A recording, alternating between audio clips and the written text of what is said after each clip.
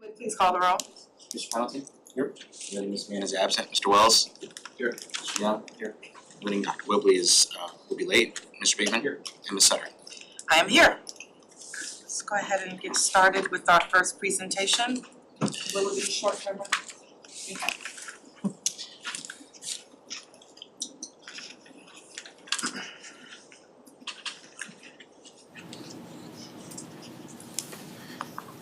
Thank you, Ms. Sutter. I'm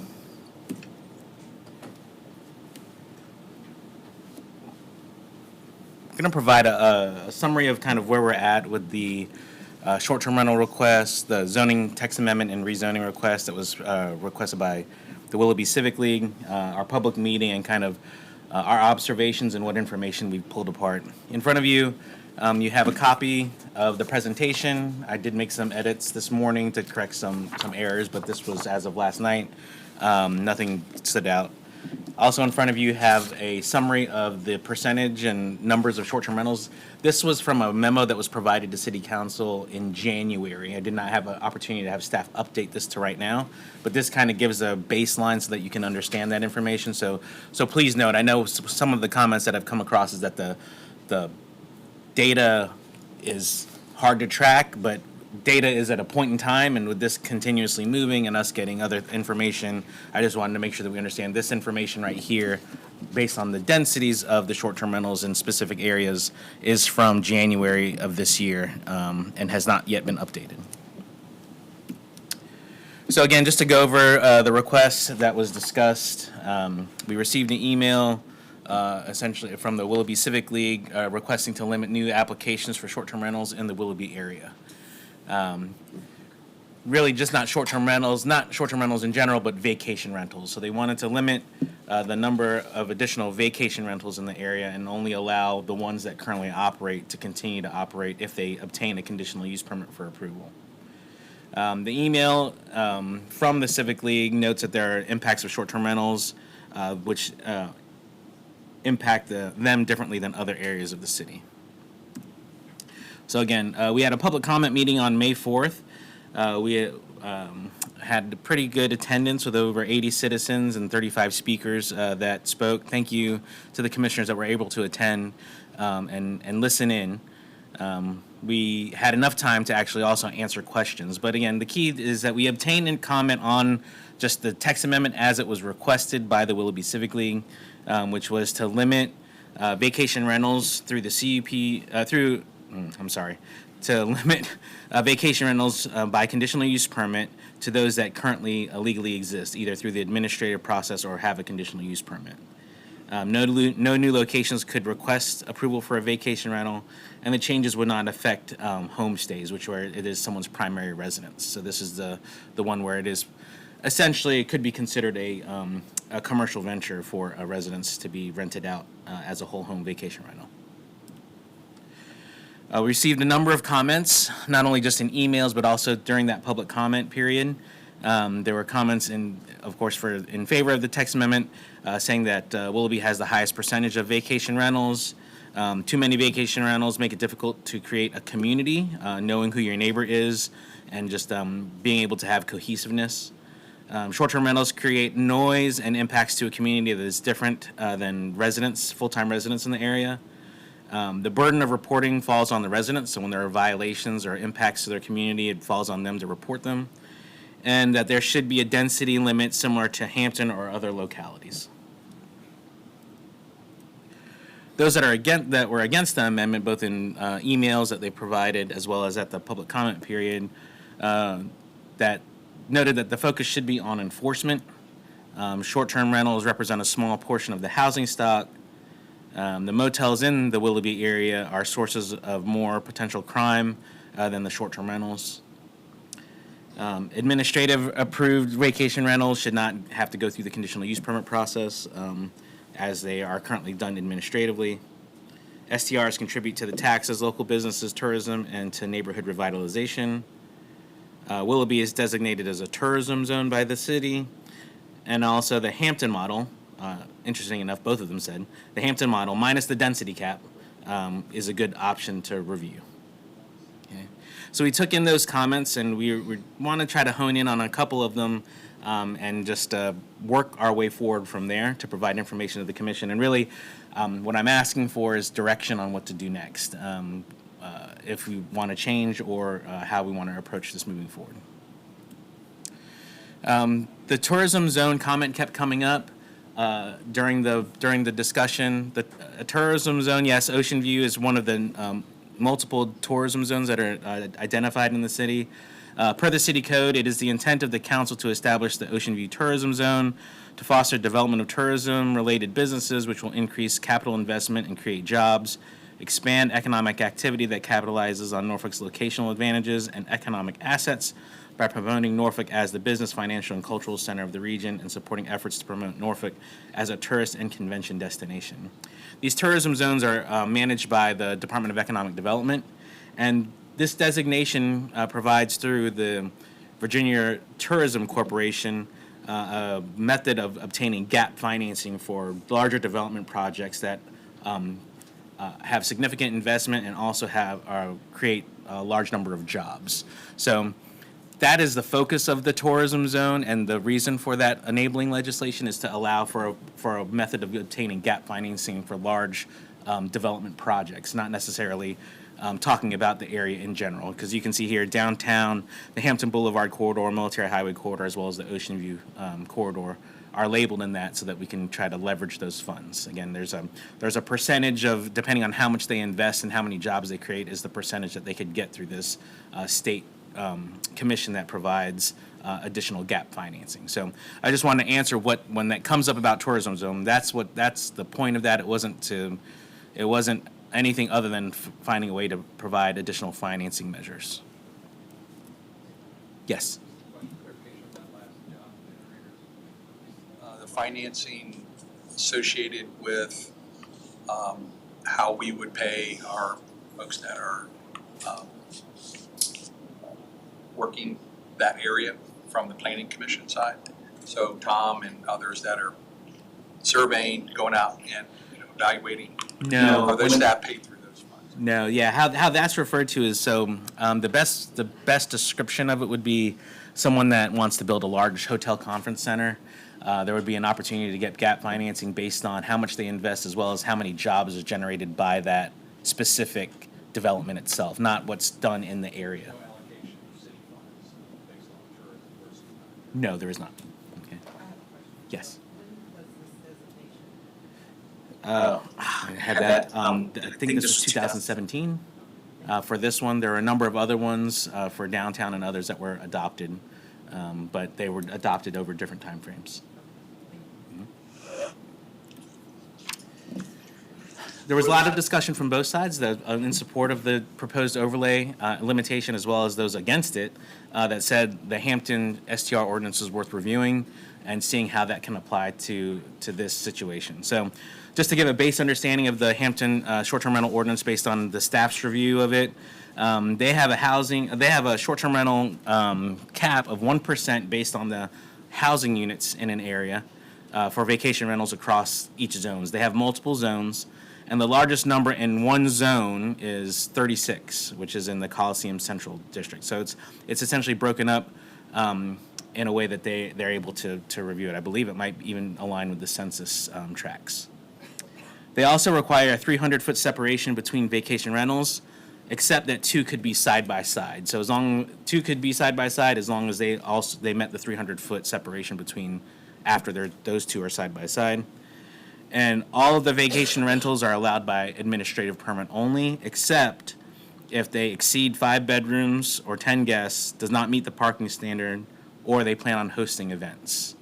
What I also want to bookend on this is that they also limit it to no more than 9 bedrooms on the high end. So essentially, it could be a duplex property, it could be a single family home, but nothing like what we currently allow, which is we allow for the conversion of a multifamily building, which would more than likely butt up against these limitations that they have. It doesn't expressly say it's not allowed for multifamily. It is focused on the number of bedroom counts that it has.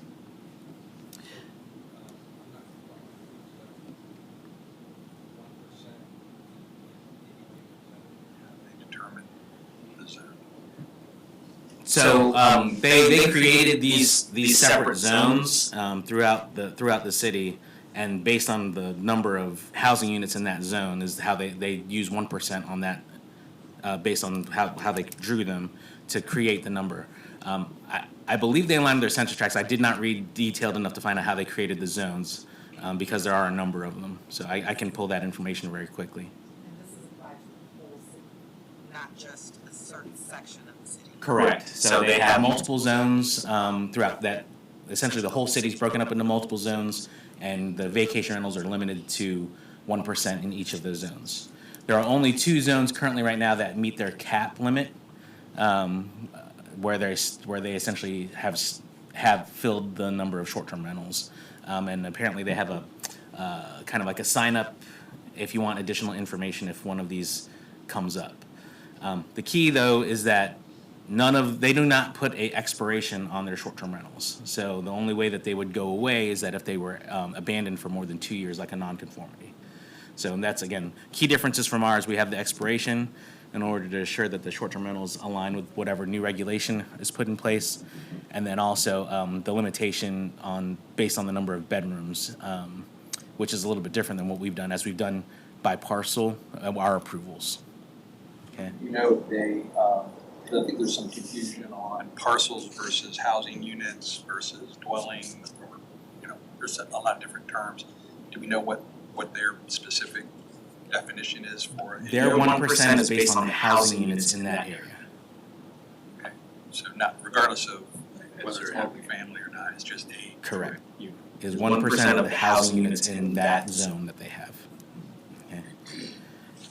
And again, that's why if you take a look at the data in front of you, again, this data is from January. Again, I know it's not exactly apples to apples, but it gives you an idea. We break it into both parcels and housing units because of the way that we grant our approvals. There hasn't been a specific, we use this one to identify what our concerns are.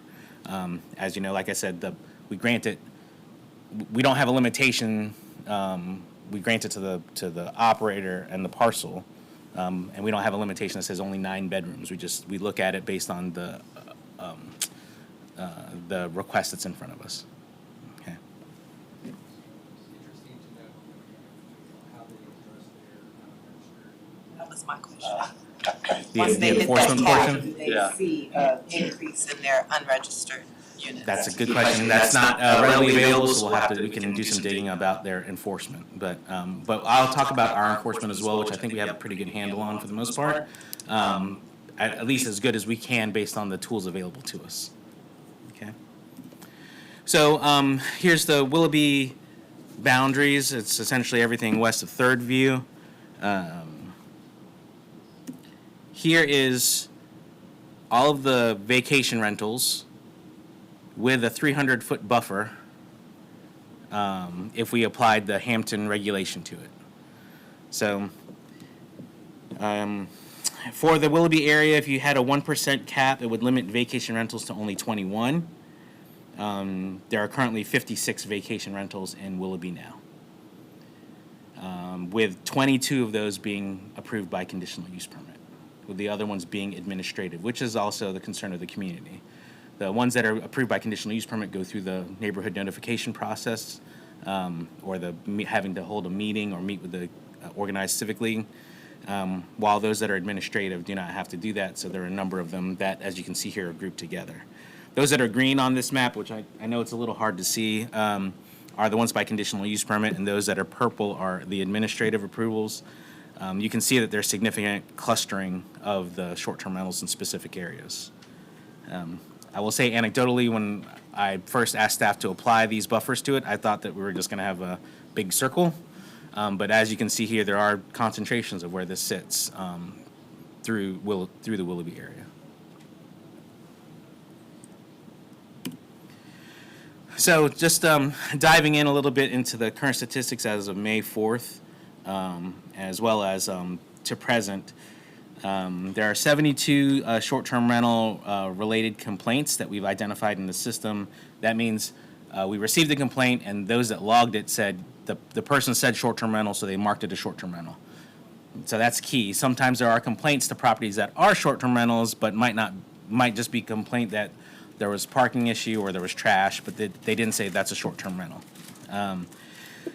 We have 77 total short-term rental related zoning violations, so the investigations that happened by Tom and the rest of the zoning staff, when they go out, when there are issues, we have 77 total zoning violations that have been issued since 2024 in the Willoughby area. 6 of those by permitted operators, usually dealing with a sign or a trash issue, like their trash cans didn't get pulled in, but mostly the sign, and maybe like 1 or 2 listings. But again, it's only 6. With 71 of the violations being done by unapproved short-term rental operators. Okay.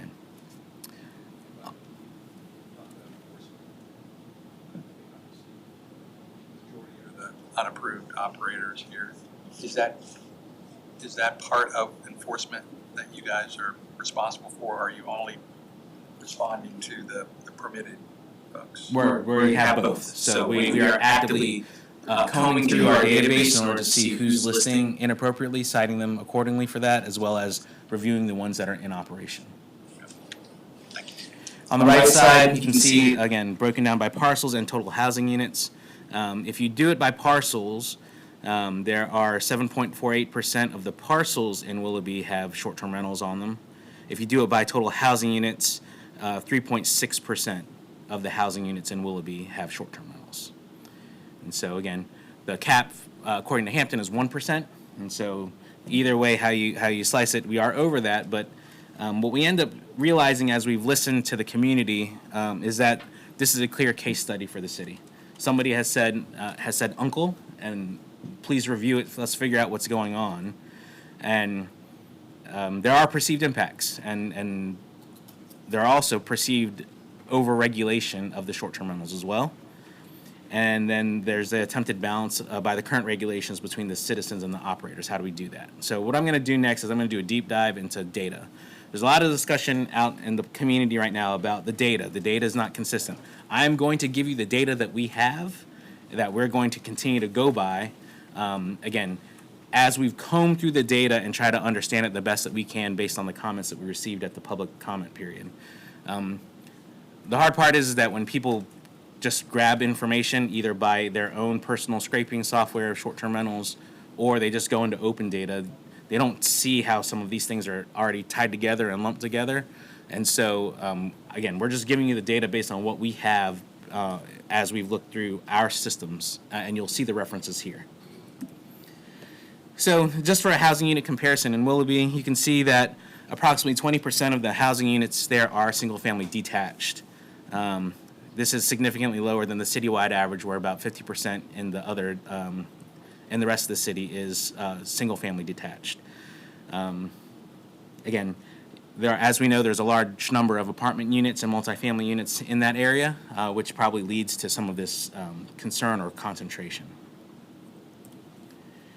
The year the structures were built, there have only been 10 homes or 10 permits that were granted for construction or developments that were done after 2020. So everything else for the majority of the housing stock in there was built between the 1960s and 1960 and 1979.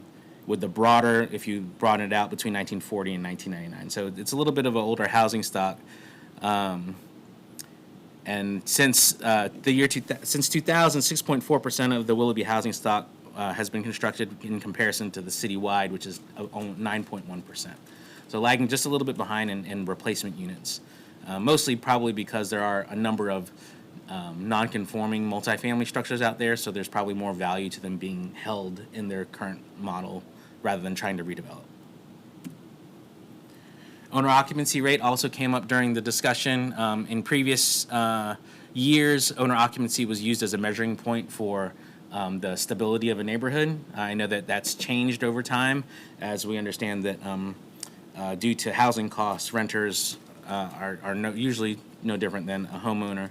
But you can see here, based on the American Community Survey from 2016 and 2024 data, 21% of the housing units in Willoughby in 2016 were owner occupied in comparison to the rest of the city, which is at 43%. And in 2024, it has increased to 31%. outpacing the city average of growth of owner occupancy, which is only at 46% throughout the whole city. There's a lot of discussion about the value of the owner-occupied homes and just kind of what that looks like as far as affordability. What we see here is that the median value of the homes are more than the median average of the city. However, the increase in the costs of the home is behind the increase between 2016 and 2024 than what has happened in the rest of the city.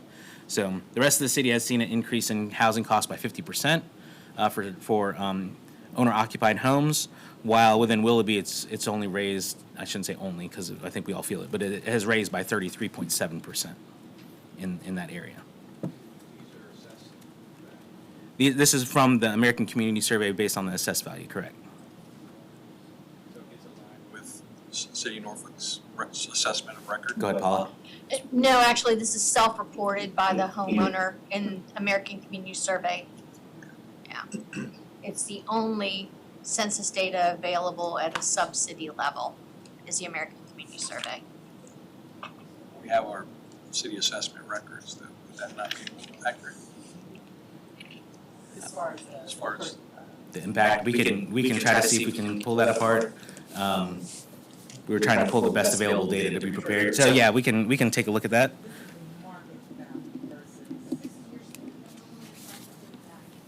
They were considering the market value, not necessarily the cost to rebuild. We don't know.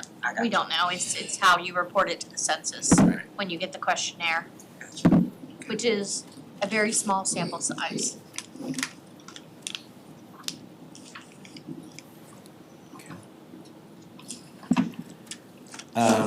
Again, utilizing the survey data that's available to us, the median rent in Willoughby is slightly lower than the median rent through the rest of the city as self-reported.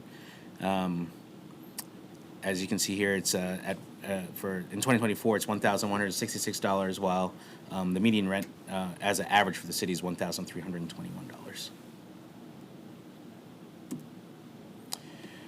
So then we talk about short-term rentals. Again, this is a point in time based on May of each year of those that were active short-term rentals based on the data that we have that we report. It's the same. This is from the same data that shows up on the website, the short-term rental website. So as we report that in May, we report it monthly, but this is from May. We use the May reporting as a baseline. So you can see that short-term rentals have slightly gone down across the city since 2024, while they have slightly gone up in Willoughby since 2024. It's important to note that short-term rentals make up 0.2% of the housing units in the whole city. When you just find those that are legally operating, homestay and vacation rental, and 3.6% of those are the housing units in Willoughby. There was also discussion at the meeting about our new homes getting turned into vacation rentals. There are 3 new construction homes that were converted to vacation rentals in Willoughby, with 8 across the city. As you saw from the previous slide, there were 10 since 2020. There are about 10 new construction homes. I shouldn't even say homes because it's new construction in general, and so it's only about 3 of those that have been converted over to short-term rentals. Again, just trying to provide this information as it came up during the discussions. So this is the complaint history in Willoughby. This is all based off of the Norfolk Cares. Nope, this is ours. This is our data. I'm sorry. Yep, I'm sorry. It's right there. Basic Gov. So this comes from our permitting system as we have complaints translated into it. You can see that the complaints in Willoughby have increased relative to citywide. Now, a complaint, though may not be founded, shows that there is a perceived impact on a community. The homeowner feels like, or someone that lives in the community feels like there's something going on that is not appropriate, and so they're reporting it in. So you can see that those numbers have gone up.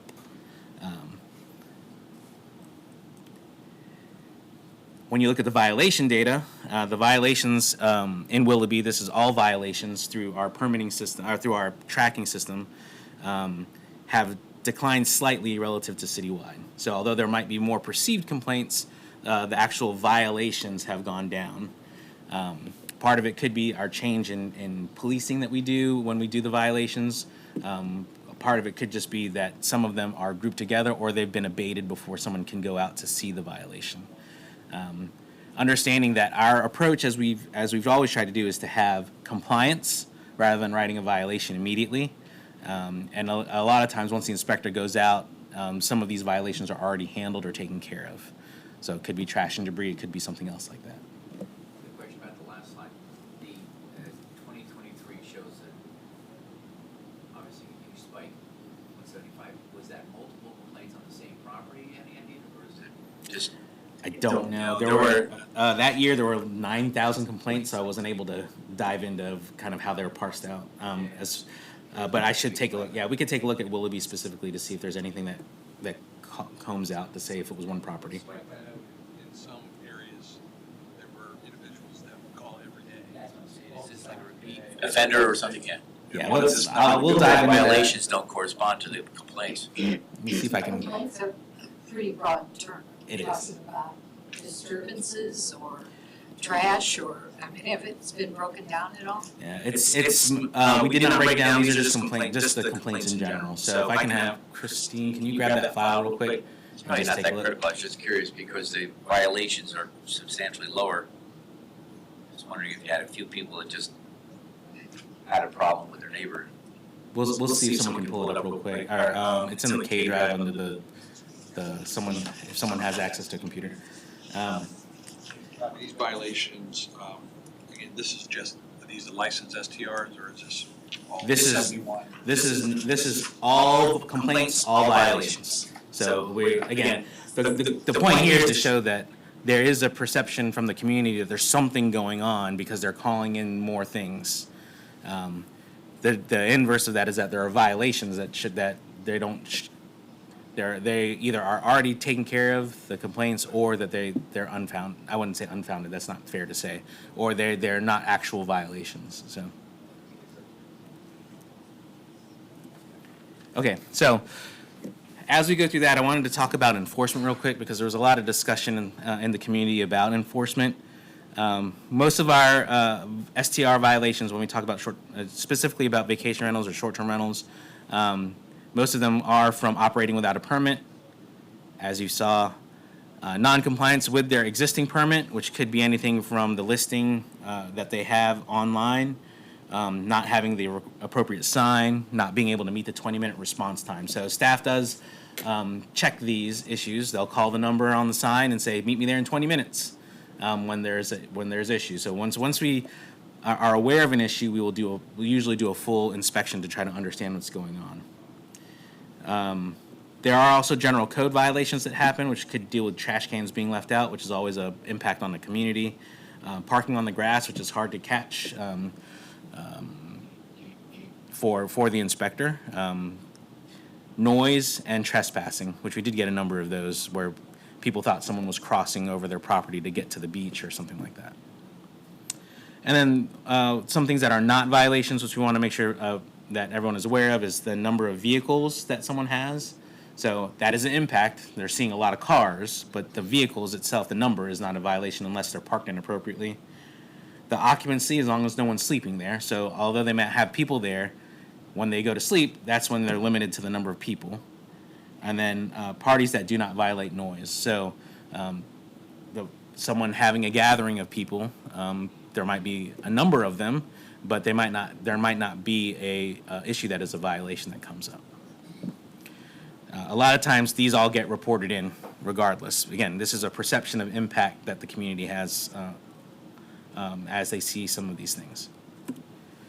What I also want to show is this is from our software that we utilize called Rentalscape that we use to kind of scrape the short-term rental data.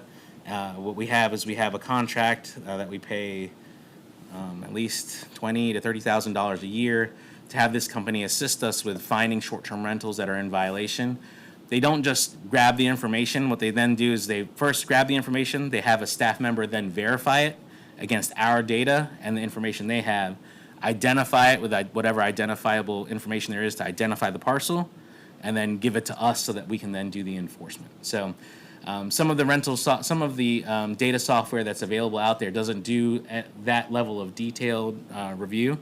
As you can see here where the arrow's pointed, there are 175 listings that show up in the Willoughby area, which only equate to 24 identified properties. So they're listed across multiple platforms, listed multiple times, showing a difference, like maybe a bedroom here and then another listing showing a different bedroom. But it's listed 175 times with only 24 properties being specifically identified. When you remove, let's say they haven't identified it yet, I ask staff to pull that out and just say, all right, how many are out there that they haven't identified? It's only 17 listings as of yesterday. So the team that we have contracted with kind of pulls this information together and does a good job of kind of connecting the dots for us as we then take this information and do enforcement. This is where a lot of this is where we pull most of the information for those that are listing without a permit approval, and we cite them.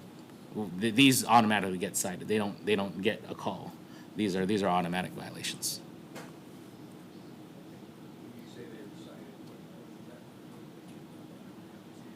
cited, Yes, the property will either get posted. Well, the property may get posted, or they will get a letter to the mailing to the official address of the property of a zoning violation, which then spells out the appeal period and other things like that they have.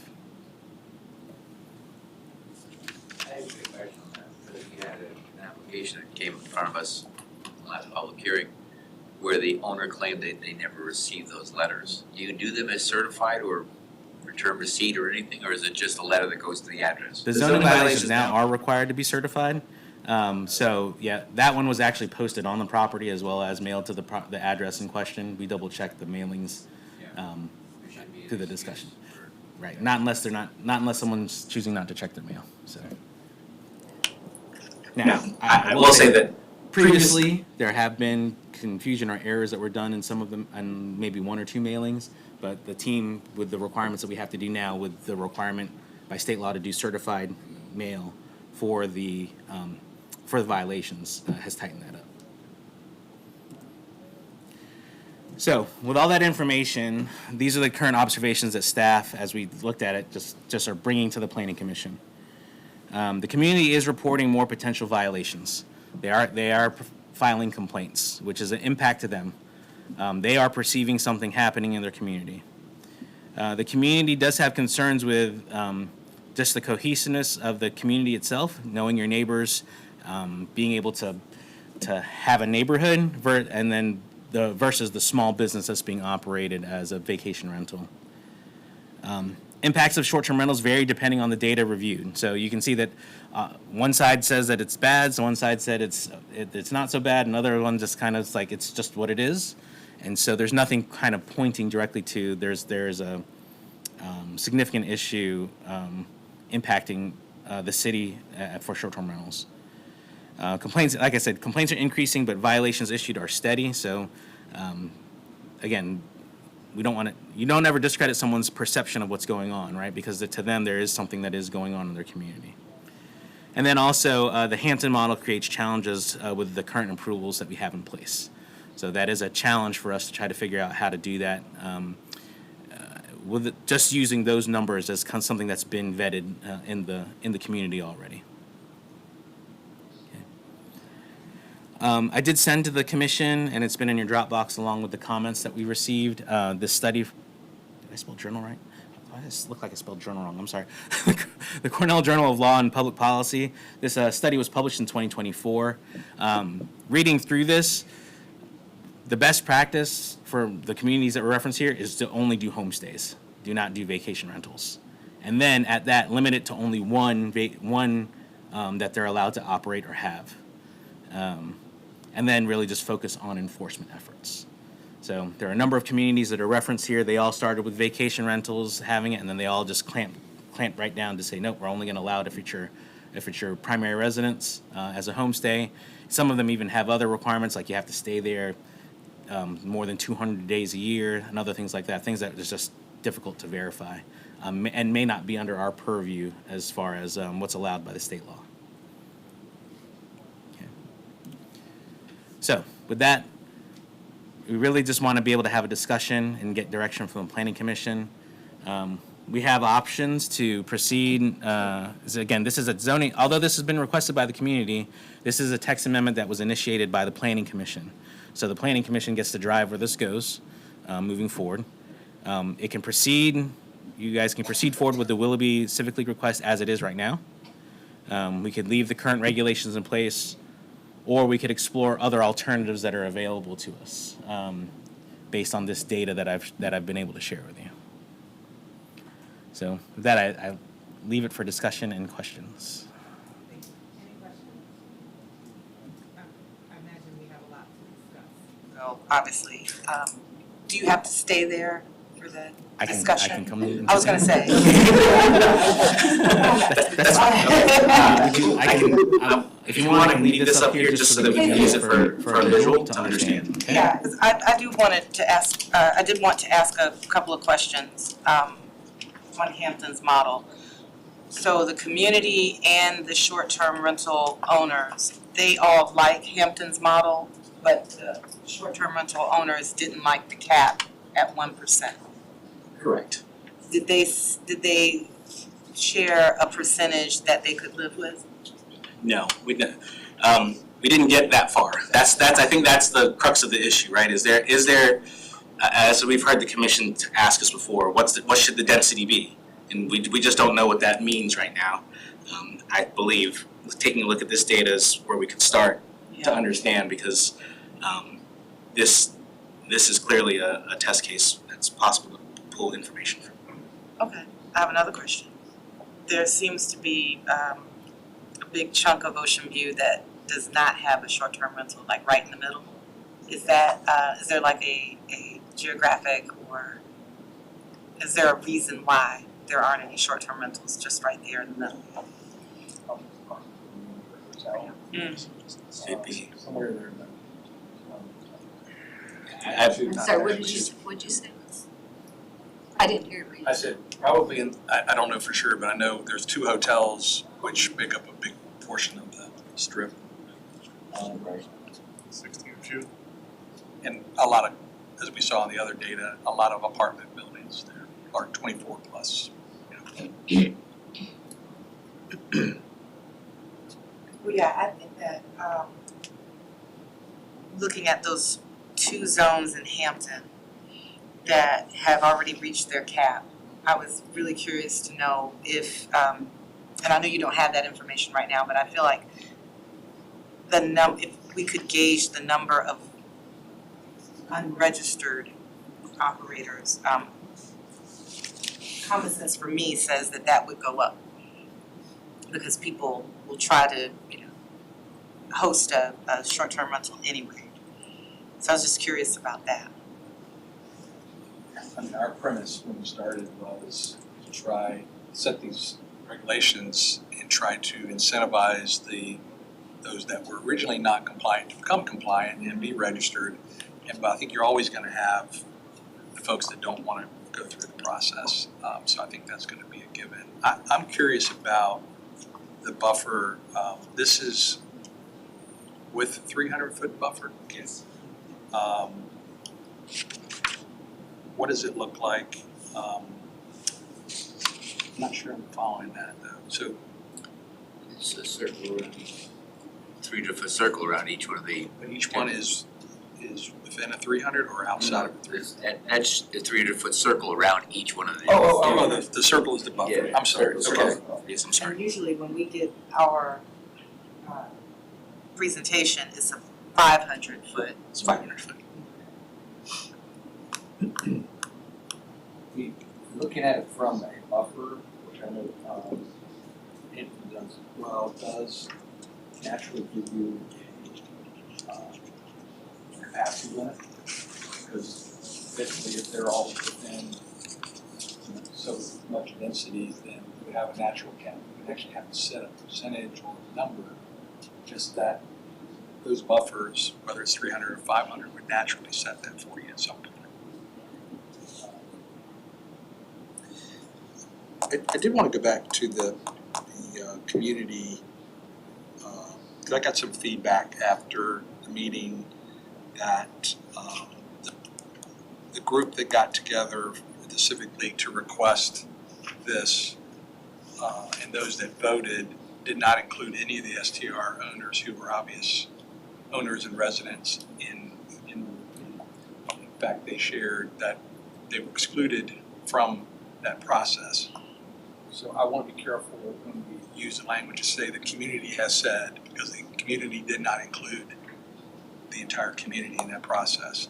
And if you know anything about me, I'll send an application back 10 times if they haven't vetted it with the community and make sure that what we're getting is consistent with everyone's view or everyone having an opportunity to provide input into some. So I do, that's a level of concern that I have about the application or the request rather.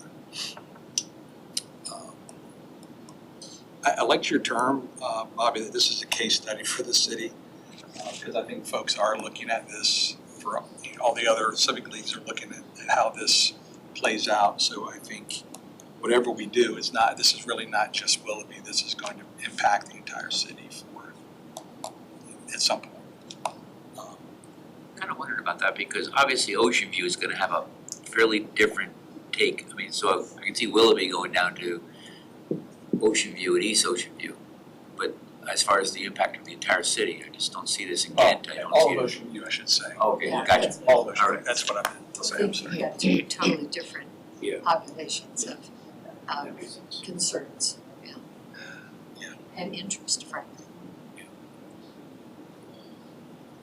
And you're right, that whole missing element is the hotel. Okay. In your data, you call out West Ocean View separately from Willoughby. Yes, it's a little area. Oh, I don't have a map on it. I'm sorry. Is it in south or It's actually- east of the? I mislabeled. I probably mislabeled it. It shows up as Ocean View. It's a small area between Third View going east before you get to. I would say Pineville. Cottage Line. Which one's next? Before you get to Cottage Line. It's that small area before you get to Cottage Line. It's called Ocean View in the neighborhood. I would refer to West Ocean View as Willoughby. Yes, understand, and it didn't make sense to me to call it Ocean View by itself, so I was trying to label it in a way that made sense.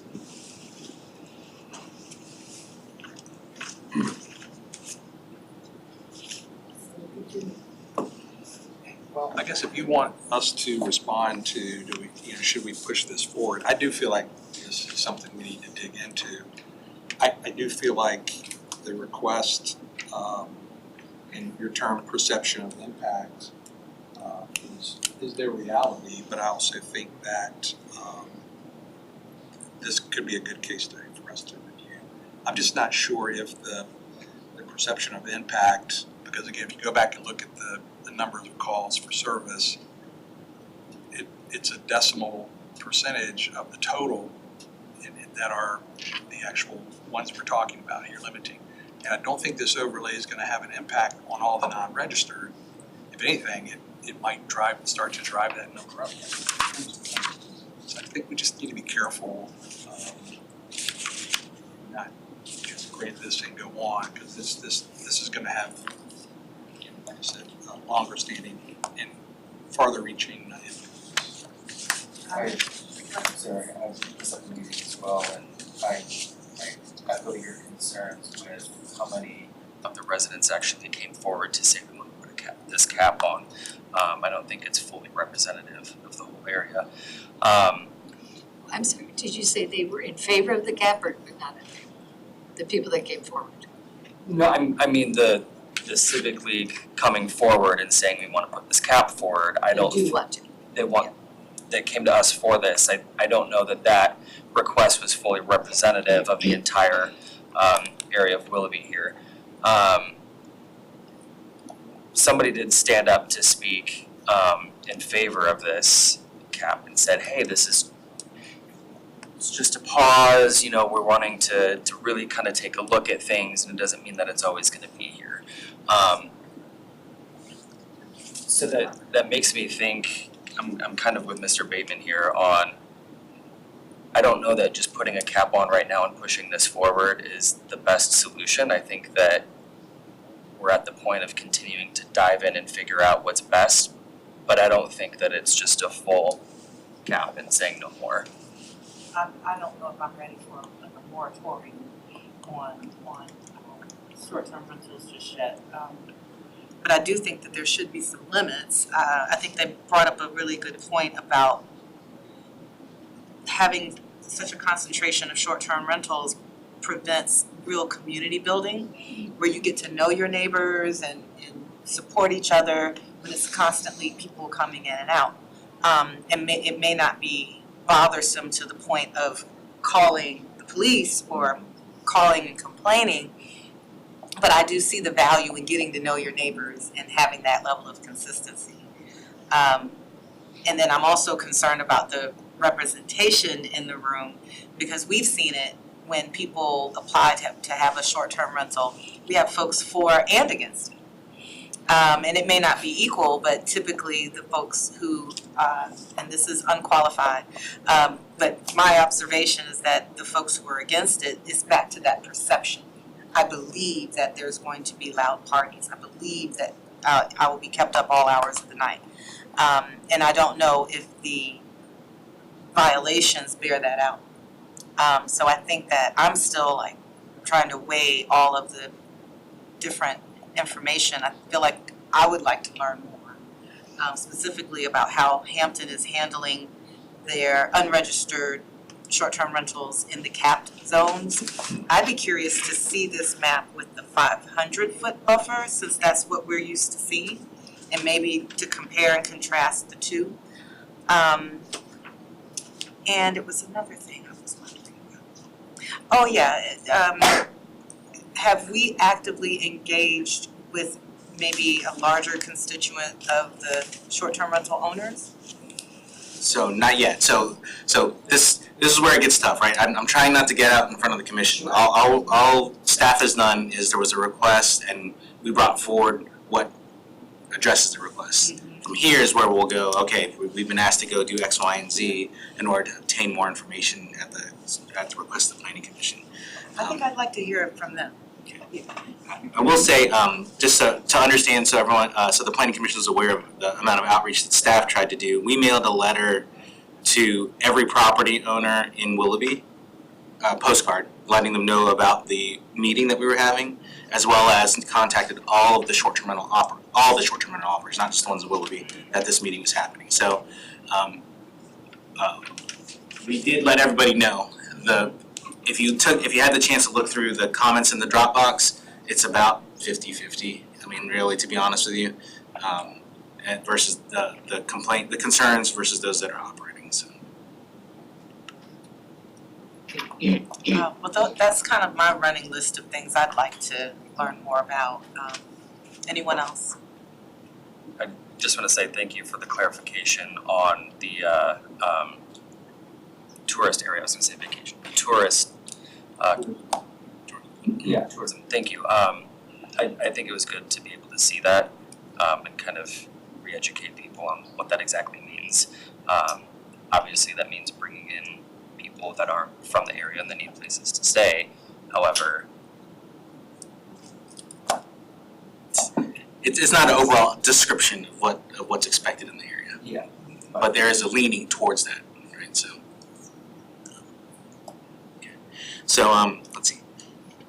Just so that I'm making sure I'm taking good notes, etc. So Hampton's enforcement, we've got Brian's doing really good grabbing through AI right now. All the some information that he can pull, we'll go through that and take a look at it. Kind of anecdotally, right now, it looks like that they had a surge in violations after they put this in place. So I would say because we have a conditional use permit process, I think we're going to be where we're at with the number of violations. Because we have a stricter regulatory framework, there's already people operating outside of it, and so I think we're kind of we're just going to get the numbers that we're getting now for those that are illegally operating. That's just my view of what's happening at this point. But again, we'll make sure to run this down a little bit. So, On that, I know when SDR applications make it to us for preview and then vote, is there any data on how many applications make it into planning but never get to us because the applicant decides, I'm not going to do it?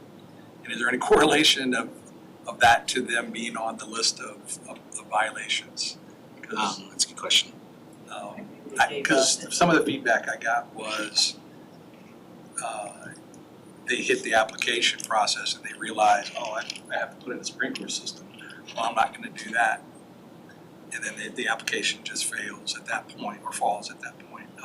And are they now part of the violation?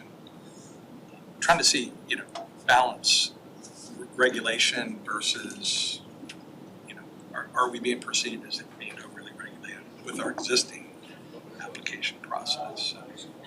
We clearly heard that as well from the operators, that they believe that the current framework was too strict. Well, and the term inconsistent was used, and so I like the whole raise your air conditioner 4 feet versus raise it 12 feet. I'd like to know what are the variables that cause those types of variation requests for applicants? Is there a reason that we're not consistent there? And there likely is a reason, I just For that, I can provide the answer. So what staff has done consistently was to assure that the building itself meets the current floodplain requirements.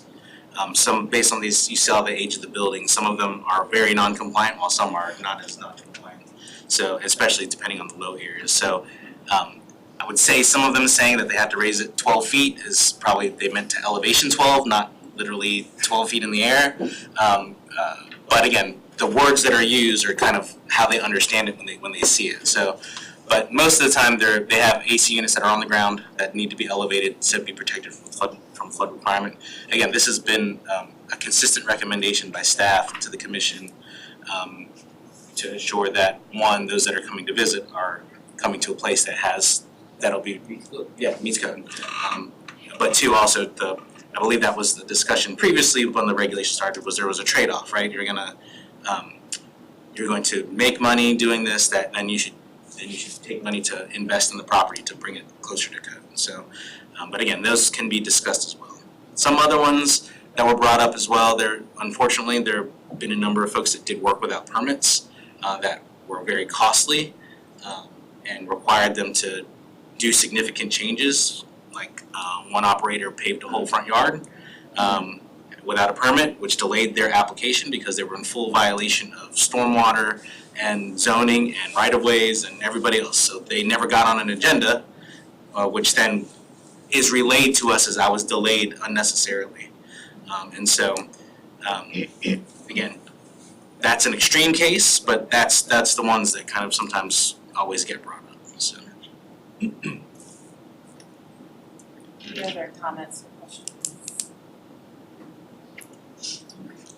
I'd like to Go ahead. thank you and your team for the meeting. I thought it was excellent, well done. And the summary of this information is perfect just to be able to assess. Thank you. Thank you. We again, this doesn't come lightly because it is it's essentially a mass rezoning of property. We wanted to try to inform as many people as possible. So I'm taking away that you wanted to provide, I just want to make sure I'm providing what the commission wants.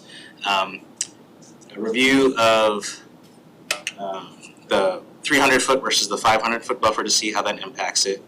The enforcement for Hampton to see what's going on their enforcement side, as well as in the capped areas, okay? The number of those that start through the process but don't get the approval, which we do track that. Most of those sit in the spreadsheet that Christine maintains, it says pending or are applied, and then they just disappear. So they stay on the list that they've showed up. So we can actually get that for you and provide that information. Is there? I'd like to, from exploring an alternative, I'd like to maybe look into, instead of looking at this as a percentage density issue, let's look at it through the 300 or 500 foot buffer and determine what if we as an alternative to this, what if we put that in as a requirement that there can't be more than X within X number of feet? That in itself is going to be a natural limiter on any additional housing STRs. And that's not gonna mean we won't see more, but they won't be as concentrated, obviously. And this is probably something we could have done well before it had an impact on Willoughby, but we are where we are. But the other, that could be looked at across the other areas of Ocean View and determined, because like the last couple applications we had, you draw the 500-foot circle, there was maybe one in the very tip corner. And so to me, that didn't seem as dense. And so I felt more comfortable with that. When we start seeing 4 or 5 all within that 500 circle, that to me, that's maybe no. It's a way for us to look at it differently, I think. Sure. If it's okay to provide this information, Sutter, what that could end up becoming is a policy that we write into the comprehensive plan, about neighborhood character and density and impacts on the community, which then still allows people to apply, but gets an analysis through the process. So instead of a hard cap, because we have so many of them, that if they're good operators, most people don't have an issue with them if they're a good operator. The hard cap would cause this issue because they all expire eventually, where someone's going to be left standing at the door. So it may be that we just create a policy in the comp plan for analysis and just allow them by conditional use permit or some other process that we utilize. And then we can look at it case by case.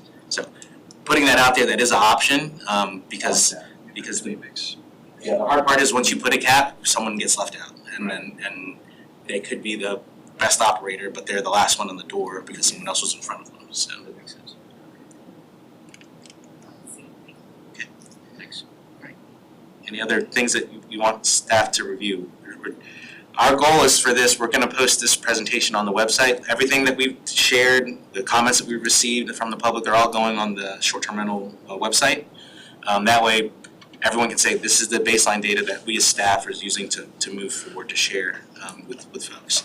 I know there's a lot of discussion about the data's not clear. Well, we're gonna take a snapshot in time, we're just gonna talk about the data we have in front of us, and not try to pick and choose, so. Thank you. That's very well done.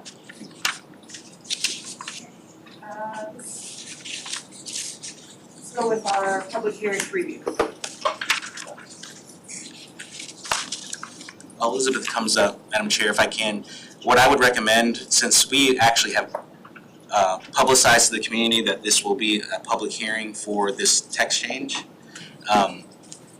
if the commission chooses to delay, allow the public to come and speak and provide their comments so you can hear them all in case there's something that we missed. And then you can then choose to either move forward or continue the item from that point, rather than just pulling it off the agenda. If that's just so that we can make sure all the community has this point in time that's saying we're going to come and make comment at this point. So I just want to make sure that's understood. Yeah, I can imagine quite a few people may attend the public hearing. Yes. Just a few. Good afternoon, Commissioners. We have one design review item that's just a design review item for you. This is 1145 Bowling Avenue, Larchmont Elementary School. The tennis courts that are on the south side of the property are going to be renovated. So there are, I think there's 6 of them currently. The plan is to reduce the overall number of courts, resurface, and then add some pickleball courts and some backstop. So the rectangle that is not shaded in, that's the current configuration. This is what it will be reduced, slightly reconfigured, 2 standard-sized courts and then the 2 pickleball courts. This is what the final product shall look like. And this was on the consent agenda for the Architectural Review Board this Monday. They recommended approval to you all as submitted. Easy enough?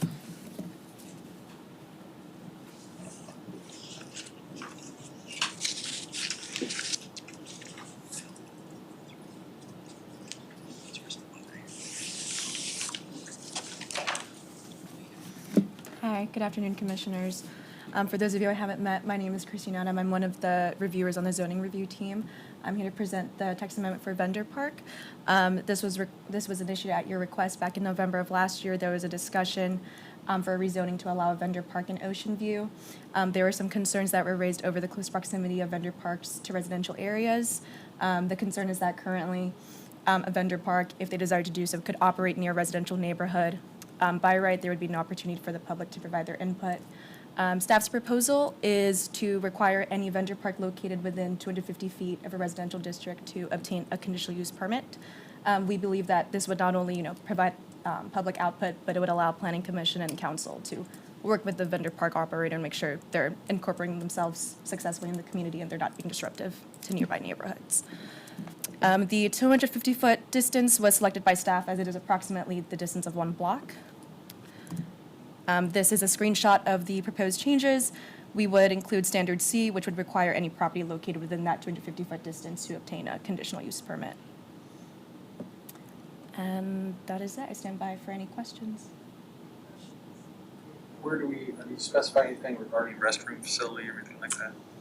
That was one of the things that was part of that. Is that in the standard? I think it's one of the other performance standards in the, there's a whole list of standards below what Christine's pasted here. I don't have it in front of me, but yes.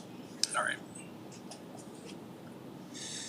Yeah, thank you. This is, I think, definitely needed. Any other questions? Adam is the current short-term rental project manager. She's the one that's herding all the cats on the short-term rental stuff. So she also decided to pick this up to continue to learn more about the planning process. So she's doing a great job keeping everything squared away on the short-term rental. Thank you, Ms. Thank you. Bless your heart. Who do we have next? Excellent. So We're gonna skip, We'll get there in a second. Oh. I think we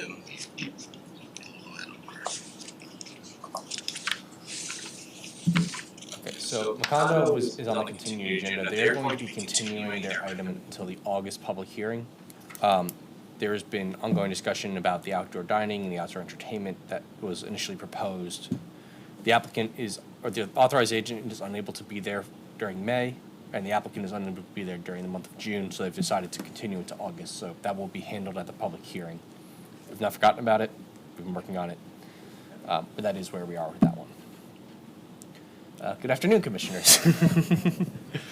The next item on the agenda is Katie Romeo for conditional rezoning at 2601 Collie Ave, which is the west side of Collie Ave between West 26th and West 27th Streets. It's currently a swim school. And the proposal is to allow the rezoning to conditional CC to allow for medical offices. The proposed rezoning is consistent with NFK 2050, which designates the site as sustained traditional. Small-scale office is a secondary use in this district. The proposal also aligns with the Central Hampton Boulevard plan, which calls for rehabilitating old industrial buildings into more commercial or smaller scale uses. The request is to rezone from IL, industrial light, to conditional CC, community commercial. This is one of the pictures of the building. It was a little hard to get one picture of the whole thing because it's quite large. The applicant originally got a conditional use permit to operate a swim school out of her home. And then she renewed that conditional use permit.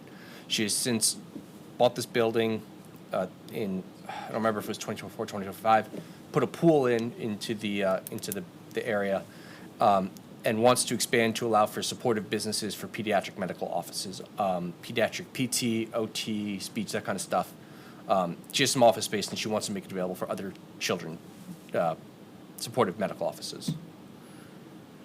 This building was, in its previous iteration, a contributing structure to the historic district, but it was rebuilt in 2009, so it's not, even though it's listed as contributing, it's a new building, it's not contributing, so there's no historic concerns with this building.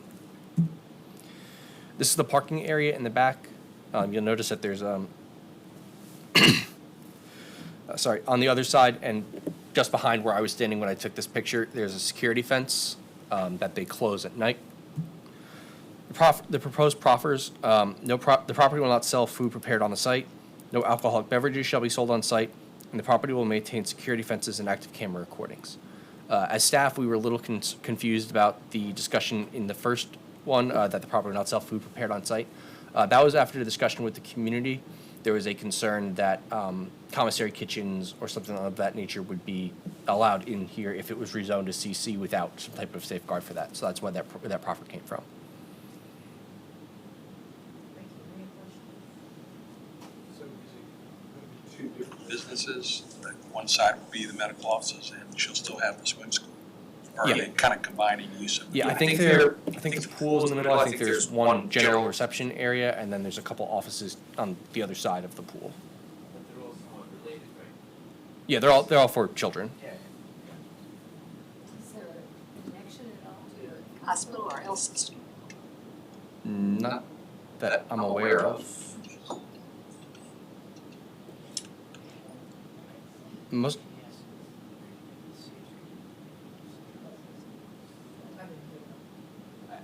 I think she has a relationship with CHKD, but I'm not 100% sure, so I don't want to put that on the record. We can check on it. Obviously, it's wrong since she started in her home. I imagine she's not doing that anymore after moving. I don't think so. No. Okay. Okay. Any other questions? Thank you very much. While Andrew comes up, Madam Chair, if I can, just to go back to Mr. Bateman's question about Bender Park. The other performance standards actually do not mention anything about restroom facilities. Would you like us to add an additional performance standard regarding that? Or is it? The only, the performance standard that speaks to that says if you want to add a permanent building of any kind, which typically is gonna mean that restaurant or some sort of kitchen facility, that triggers the need for a conditional use permit. Because if you recall, when we created this use, particularly in broadening where it's allowed, the intent was to make sure we weren't taking up viable pieces of property that can be developed for other things by developing and making a permanent vendor park. So, but right now, there's no requirement for a restroom. The application that you received had that he was going to install a temporary restroom, essentially. That's something that we could address in the ordinance, but we do need to think about the permanent versus the impermanent temporary thing. It's something that we haven't considered as part of this amendment. And I'm not certain that we've initiated it properly to cover that addition, so we may have to look at reinitiating as well. I'd like to look at all the conditions that are on there, because I'm trying to picture what an operation would look like in my head based on that other application.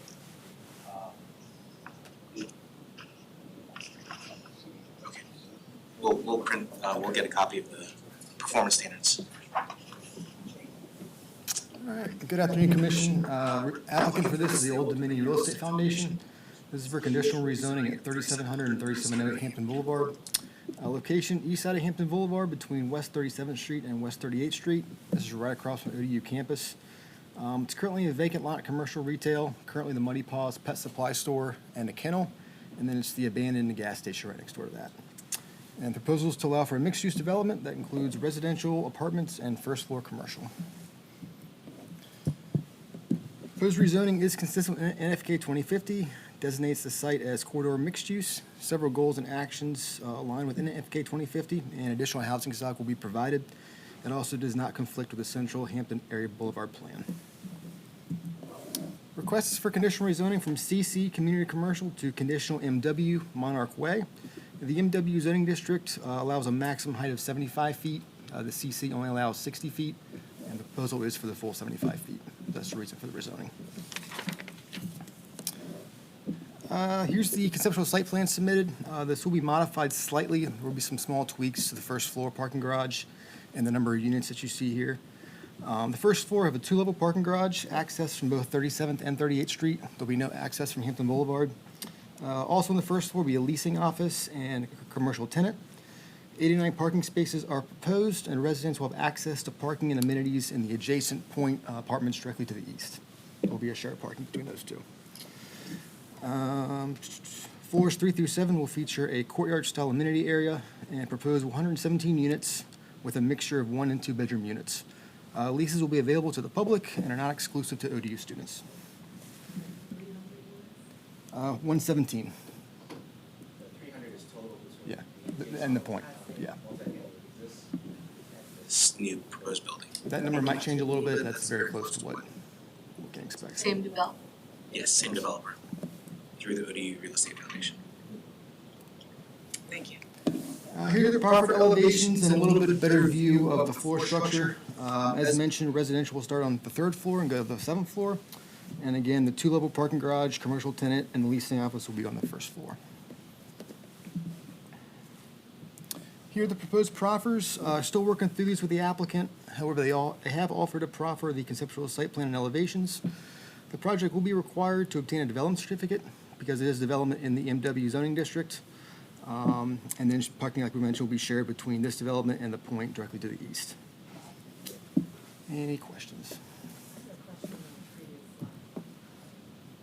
It's called apartments.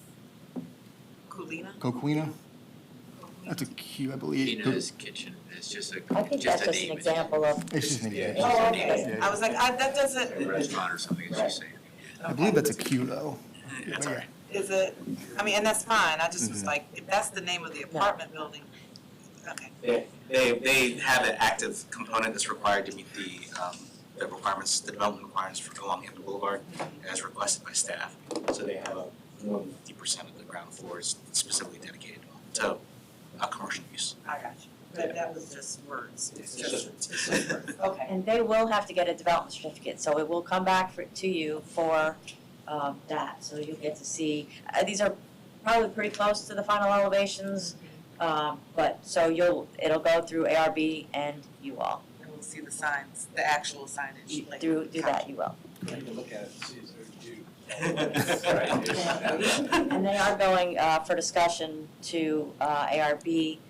Hopefully that'll happen before you get to see it even at your public hearing. And they have also, and we always make new builds go through a Wednesday site plan meeting to make sure there's nothing big that could be an issue. One thing that I want to make sure the commission's aware of is that this is shared parking between the two buildings that are provided.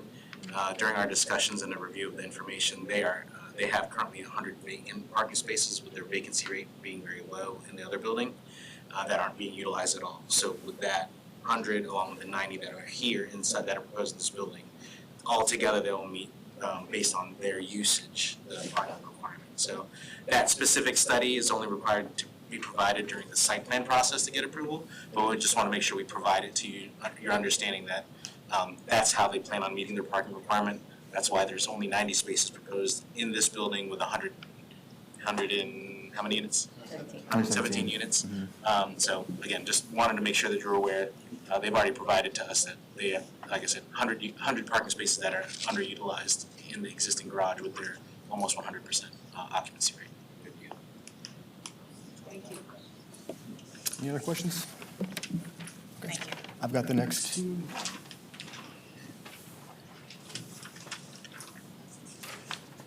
All right, next applicant is Alexis Calderon. This is a conditional rezoning at 2747 and 2741 Tidewater Drive. This is on the west side of Tidewater Drive between Blair Avenue and Farragut Avenue. This is in the Lafayette, Winona neighborhood. It's currently a mixed-use building, and the proposals allow for a contractor's office and 1 residential unit on the 2nd floor. Proposed use is consistent with NFK 2050, places the site in the sustained traditional place type, and designates mixed use as a secondary use. 2 goals and actions from NFK 2050 are relevant to the proposal. All right, conditional rezoning, like I mentioned, from SFT, single-family traditional, to conditional CN, neighborhood commercial. The structure was built in 1914 and has been a mixed-use building predating the current regulations, making it legally non-conforming. The applicant is in the process of finalizing substantial improvements, which we will require to have them zoned appropriately, as mixed use is not allowed in the SFT district. The second parcel at 2741, that's the southern parcel. As you can see on the map, that is already zoned CN. However, it will be included in the conditional rezoning, and that will remain as the parking lot. So one southern parcel is currently zoned CN. upper parcel's SF2. Here's a picture of the site. The parcel at 2741, the southern parcel, that's the parking lot that you see there. And then the building, it's already in existence, it's already been built. That's the contractor's office and single residential unit. This is the proffered site plan by the applicant. We are going to get some landscaping improvements. The apron, as you can see to the left on Tidewater Drive, that will be shortened. And they're going to add 2 landscaping beds. That's some landscaping to the site. And that outline in red, that is the mixed-use building, contractor's office and single-unit residential. We have 2 proffers from the applicant. One, first floor to remain a single dwelling, they have the first floor remain and then a single dwelling unit on the second floor.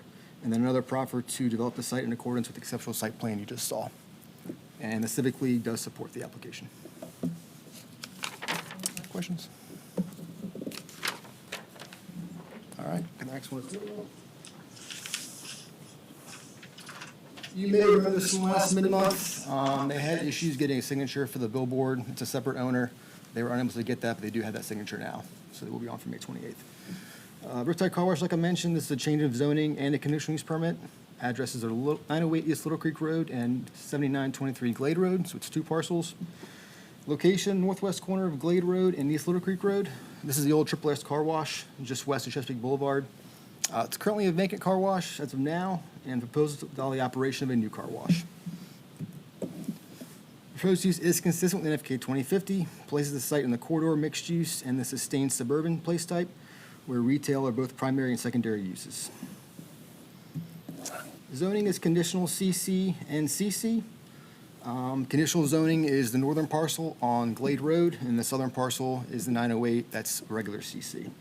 In 2015, Triple S Car Wash received a CEP for both parcels and conditionally rezoned the northern parcel on Glade Road from residential to commercial, and they also tied that rezoning to a site plan, okay? The new site plan was never constructed, okay? And the applicant is here to kind of get rid of that site plan, zone it to straight CC, and then apply for a CEP for both parcels for a car wash. Hope that makes sense. Yes, CEP for both, and they'll both be CC, and they'll remove that site plan from the original rezoning. And then the CEP, the site has not been operational for 2 years for the car wash. That's what's requiring the CEP for the car wash. Here's a picture of the site. The first picture is looking south from the northern property line. As you can see in the second picture, there is a separately owned billboard that does somewhat restrict how the site can be built. Again, that's what's kind of the holdup initially. Here's the proposed site plan. The indoor car wash building will be demolished and reconstructed. As you can see, that's in the top left corner here. Traffic will enter from the entrance on the far right, so enter those 2 lanes. Make a series of left turns, enter the indoor car wash, make another left turn, and all those parking spaces will be the vacuums. The opportunity to vacuum the car. They'll exit, kind of that exit to the left, make another left turn, exit on East Little Creek. There won't be any access from East Little Creek. It'll all be on Glade Road, both one ways.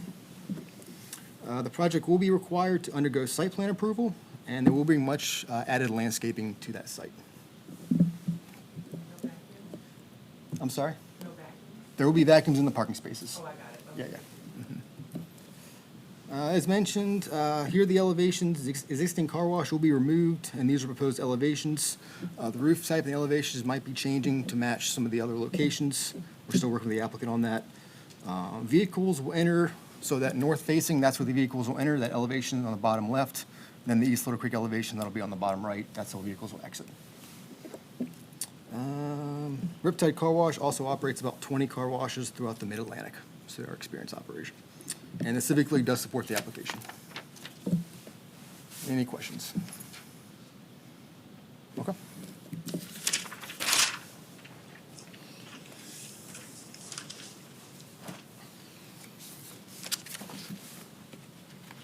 The next application is Otzi Tattoo Agency at 715 Orapax Street, Suite C, on the southwest corner of Orapax Street and Raleigh Avenue.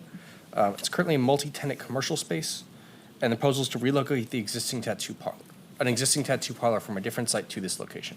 The proposed use is consistent with NFK 2050, which designates the site community mixed use. Commercial is a primary use in this district. Property is zoned IL, and it also lies within the coastal resilience overlay. In this district and everywhere else in the city, you need a conditional use permit to operate a tattoo parlor. Here's a picture of the site. This building was rehabilitated over the last few years to have the more blue siding that you see there. I think the applicant is going in the third space there. The applicant's proposed hours of operation, I think, are 9 a.m. to midnight, which is permitted for any tattoo parlor. They would need a separate CUP to operate it after midnight. I missed that last part. We need CP to operate after. After it'd be a second CUP essentially operating with extended hours, kind of like we do with the restaurants. It'd be a tattoo parlor and operate after midnight, but they're not operating after midnight, which is, I'm just mentioning that's what their hours of operation doesn't need a second CUP, even though it is a retail, yeah.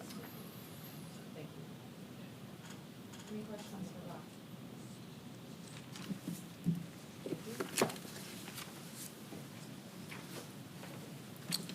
All right, next applicant's Freight House Coffee. You may remember this from 2 years ago. They came in to open a coffee shop with alcohol on-premise sales. They are back. Address is 2330 Bowdens Ferry Road. This is in the rail yard at Lambert's Point. It's in the southeast corner of West 25th Street in Bowdens Ferry Road.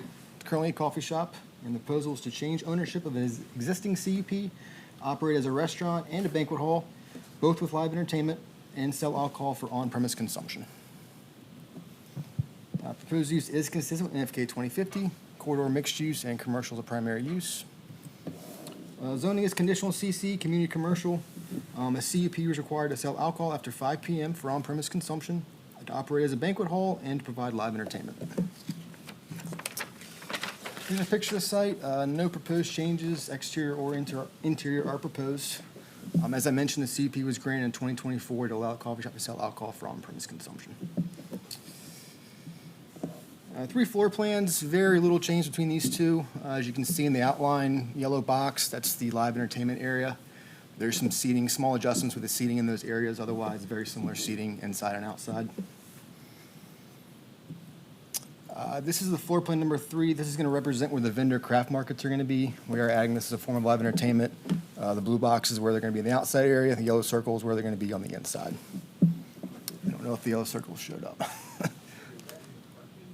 That's in the outdoor seating area. That's not the parking. Mm-hmm. So the area right up above it, is that indoor? Just make sure.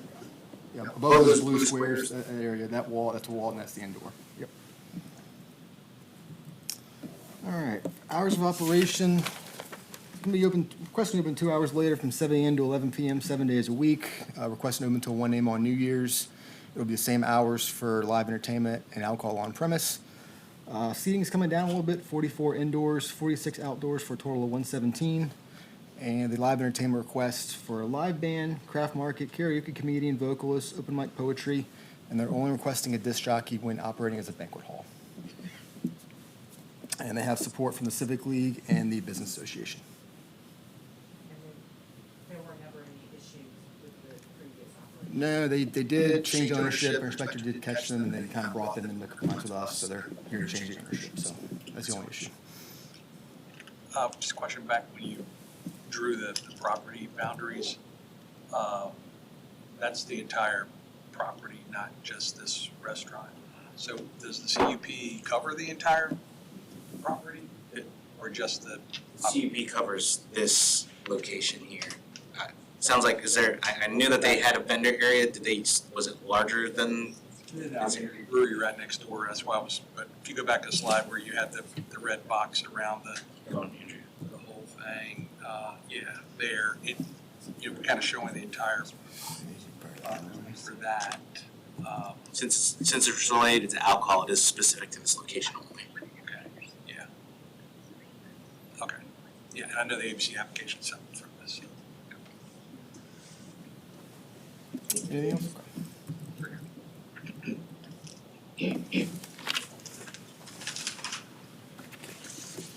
Next item is OV Beach Bella Pizza for conditional use permit 1007 East Bayview Boulevard. This is on the south side of East Bayview Boulevard, slightly east of Chesapeake Boulevard in the Bayview neighborhood. It's currently operating as Beach Bella Pizza. They opened without alcohol and took over from the Pizza Chef, which was operating there formerly. The proposal is to allow the existing restaurant to sell alcohol and provide live entertainment. Proposed use is consistent with NFK 2050, designates the site as sustained suburban. Commercial is a secondary use in this district. Property is zoned CC, community commercial. It also lies within the 60 DNL and the APZ2. Restaurant is a compatible use in the accident potential zone 2. The request for a conditional use permit is required because they're selling alcohol after 5 p.m. They're looking to operate past 11 o'clock p.m. and then providing live entertainment. All require CUPs in the city. Here's a picture of the site. You can see the it's a fairly large space. I do want to take a second to point out that there's a door under the sports bar. That door is an access to a charitable gaming facility for Reba's Pet Rescue. So really the only entrance to the building is on the right side, even though the banner goes across the top and bottom. And we're going to get into that when we get over the floor plan, but they do have a charitable gaming facility that is subleasing from the restaurant and taking that, what I'm going to call the third space under that banner. So we are getting some site improvements. The applicant has agreed to install some landscaping along East Bayview Boulevard and Chesapeake Boulevard. So looking at the floor plan, that charitable gaming area is all the way to the right side, which if you're facing the building would be all the way to your left. There is a coded access to that through the restaurant, and we're working right now to make sure that there's a coded access through the exterior because there's some hours of operational differences between the restaurant and the charitable gaming facility. Sorry. But the main you have two main areas that extend through the left side and the middle there of the floor plan. They are proposing some limited entertainment and trivia and karaoke, and those areas have been outlined in black squares where they're going to be located in the bars. Pizza Chef was open from 11 to midnight Sunday through Thursday and 10 a.m. to 1 a.m. Friday and Saturday. Beach Bella is requesting 11 a.m. until 12 o'clock midnight 7 days a week. Pizza Chef had a total capacity of 150. Beach Bella Pizza has 74 seats indoors, 22 seats outdoors, and a total capacity of 146. Pizza Chef did not have entertainment, and as I mentioned earlier, Beach Bella is only requesting trivia and karaoke. I want to go back to the floor plan for a second just to emphasize one other thing.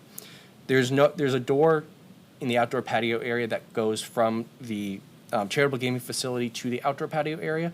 You cannot go back in through that door. The charitable gaming facility is a members-only charitable gaming facility. You can sign up at the bar, where they have an option for that, but it is member-controlled. In the proposed conditions, we have explicitly made clear that they are not allowed to sell alcohol at the bar and bring it into that establishment. Are there any questions about this proposed operation? All right, you'll be hearing a lot from me for the next little bit here. Malik, a conditional use permit at 442 Granby Street. This is on the east side of Granby Street between Charlotte and Freemason Streets. It's currently vacant, formerly operated as bodegas. There was a CUP granted in 2020 to allow the operation of a restaurant called Intermission, but that restaurant was built out, but it never opened. So Bodegas was the last formally operating restaurant in this space. The proposal is to allow a new restaurant to go in and sell alcohol for on-premise consumption. The use is consistent with NFK 2050, which designates the site as a regional activity center. Commercial is a primary use in this district. Property is zoned downtown mixed use. It also lies within the coastal resilience overlay and the downtown historic overlay. And again, the request is for a conditional use permit to sell alcohol on premises after 5 p.m., which requires a conditional use permit everywhere in the city. The only thing that is relevant for the zoning is if they want to change the sign, they need to work with the Architectural Review Board to get a certificate of appropriateness. The applicant's already working on that process. Because Intermission is not going to be the name of their restaurant, it would make no sense to have that name there. But it is a fairly small space and has operated as a restaurant previously. Yeah, it's a fairly small floor plan, bathrooms, kitchen, a dining area, and a bar. Bodegas was open from 11 to 2 a.m. 7 days a week. Malik is requesting 8 a.m. to 11 p.m. 7 days a week, and it's a much lower capacity because they don't have outdoor dining. I guess at one point Bodegas did have outdoor dining in the parking lot area. That is just to the, if you're facing the building, just to the left. Malik is not doing that. They have 70 seats indoors for a total capacity of 85, and they're not doing entertainment.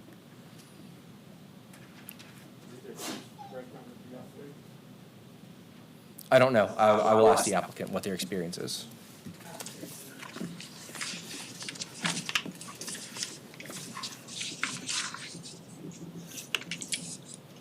Are there any other questions about this application? Making our way south on Grammy Street, we have 225 Grammy Street for a conditional use permit to operate a convenience store with the sale of smoking products and the sale of alcoholic beverages for off-premise consumption. This is on the west side of Grammy Street between Tazewell Street and Brook Avenue. And currently it is operating as Granby Bistro and Deli. We have a new owner that is going to be taking over the establishment.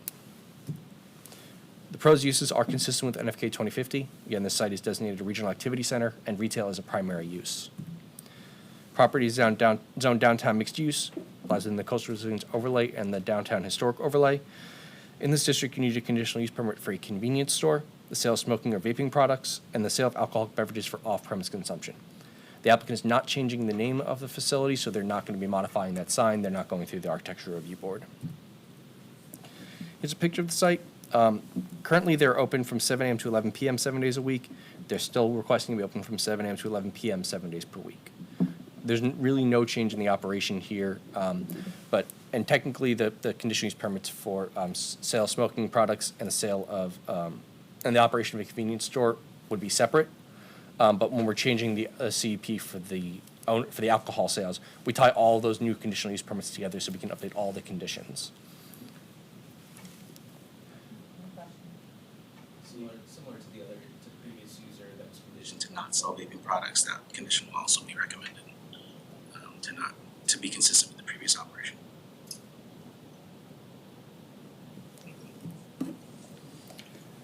Amos Boudreaux, conditional use permit at 3225 Marne Avenue.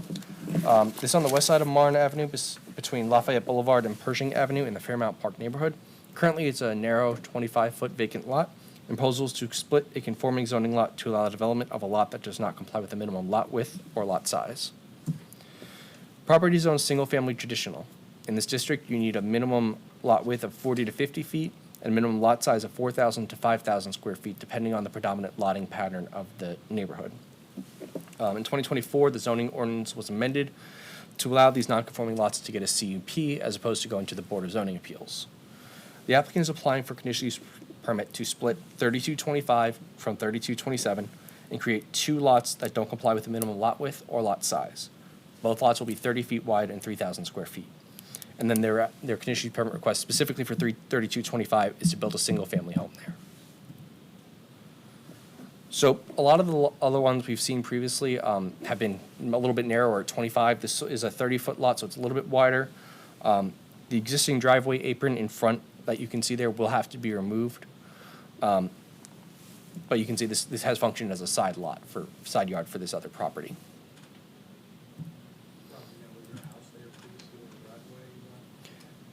No, I don't believe there was ever a house on this property. Parking. When some of these lots were initially developed, I believe curb cuts were made for driveways, and I think maybe there was parking all the way extending back for this site, and it was supposed to function as the parking for the house next door, but I don't think that was ever developed. Rob was correct. During the significant Fairmont Park multiple Phases that they did the infrastructure improvements in here. Through that process where they upgraded the public utilities and the streetscapes and sidewalks, Public Works would go in, and where they saw someone may have been pulling into the grass, they added driveway aprons to accommodate that potential use. It's hard to believe it's been this long that those improvements were done, but that was a multi-year process of going through Fairmont Park to do that. But there are some that just have the aprons sitting there with no access, with no driveway directly accessing it. So as part of going through this process, the applicant will have to remove that apron and put matching curb and gutter across with the sidewalk. So when we look at these lots, we look at what the neighborhood pattern looks like. You have almost a 50-50 mix of lots that meet the zoning ordinance requirements of 5,000 feet in area and 50 feet wide, and lots that are less than that. So you have 16 lots that are smaller and 15 lots that are larger. So the property in NFK 2050 is designated sustained traditional. Single unit residential is a primary use in this district. NFK 2050 contains goals and actions relevant to the proposal, including increasing housing production and promoting purposeful infill development that complies with the existing neighborhood form and character. Since we do have one more house that is narrow, or even if you want to say it's a fairly even mix, that there is no real predominant pattern, having another narrow lot is compatible with this neighborhood. So this proposal is consistent with NFK 2050. Are there any questions?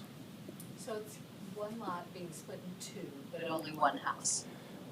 Yeah, So there's there's exist- an You existing, don't want to build on the second. the second lot has an existing house already. But when we look at these lots together, they're considered one zoning lot because when they were held in common ownership at a previous point in history, they get looked at as the same, even if they get sold in violation of the zoning ordinance.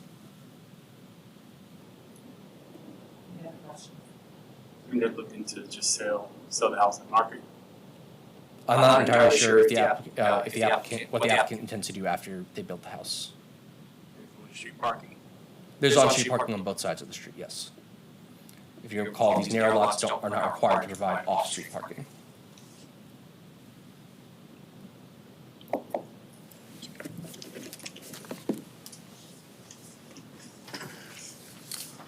right, a few short-term rentals this month. For the first one, to renewal, applicant is Savannah House Rentals LLC. This is at 1547 Crane Avenue.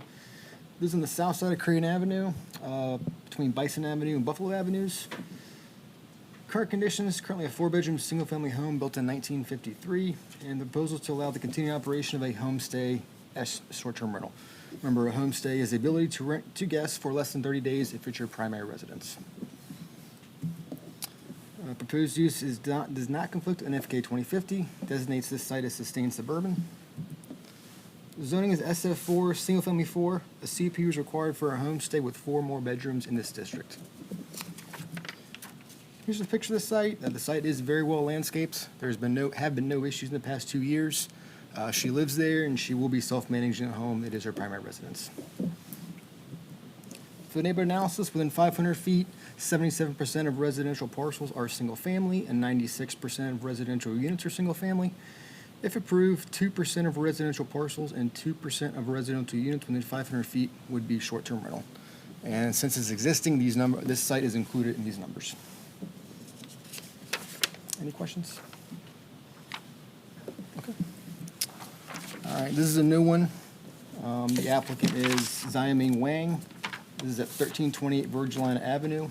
This is on the north side of Virgilina Avenue between Beachview and Morin Streets.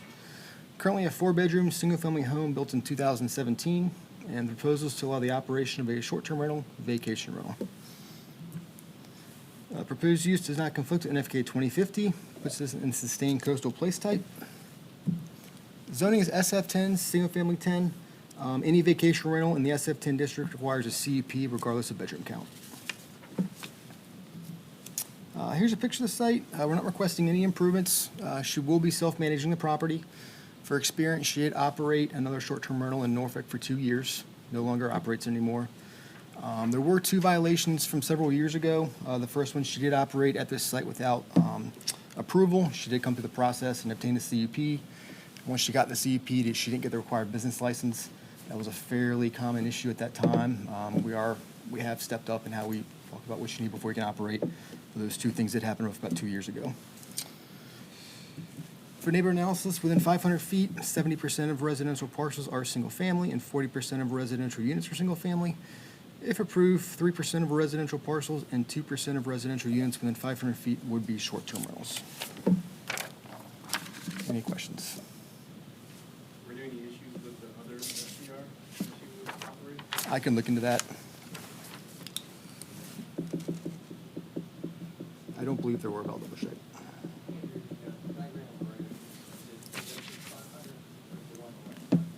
The one on the right's 500. 1 mile.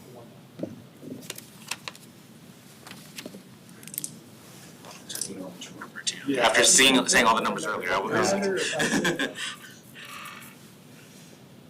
All right. Last short-term rental, this is a new one as well. Leading Investments. This is at 5434 Tidewater Drive. This is east of Tidewater Drive, south of Norview Avenue. This is in the Fairmont Park neighborhood. It's currently a 5-bedroom, single-family home built in 1951. and the proposal is to allow the operation of a short-term rental, vacation rental. It is a very strange site. I'll get into that in a future slide. Proposed use does not conflict with NFK 2050, designates this as sustained traditional. Current zoning is SFT, single-family traditional. In this district, a CUP is required to operate a vacation rental regardless of bedroom count. So here's the site. It's accessed through Tidewater Drive. That red circle is where guests would, and the owner would access it through. There's an apartment complex, Stonebridge Manor. You have to drive through to get to it. So when you pull in the apartment complex, you make an immediate left, enter the back, and that is the property. There is currently a gravel driveway, and then the blue circle is where the house is. They have an access easement to access their property, as well as a written agreement from Stonebridge Manor. So I know it is strange, but we did do the drive, and Yes, we did get lost. Well, I'm imagining a new person to the area would be very confused. yeah. The GPS also tells you to turn right at the apartments, not left. If you make that left turn, it's pretty simple to find if you make that left turn, so. I don't think so either. Okay. Here's a picture of the site. We're also going to require that the driveway be paved with concrete ribbon pavers. And they're also going to extend the walkway. There's a brick paver walkway from the house to the driveway. We're going to ask that that's extended. And it just needs to accommodate 3 spaces due to the bedroom count. Atlantic Rental Homes will be used for property management. They also operate for their short-term rentals in Norfolk. No relevant violations. We are going to propose 2 conditions due to the uniqueness of the site. Guests shall be informed before they stay there that they cannot park in that parking lot. So there's a Stonebridge Manor parking lot just to the south of that blue property line. At no times can guests park in that parking lot. And also, we're going to request that the exterior contact sign be at the front of their property so people with complaints can see it. You know, windows just too far for somebody to see it from the parking lot or the driveway. So, within 500 feet, 74% of residential parcels are single-family and 6% of residential units are single-family. If approved, 5% of residential parcels and 0.3% of residential units within 500 feet would be short-term rentals. The Civic League, Fairmount Park, they do support the application on the condition that trash is managed as well as noise, and the guests at no time park at the Stonebridge Manor Apartments. Any questions?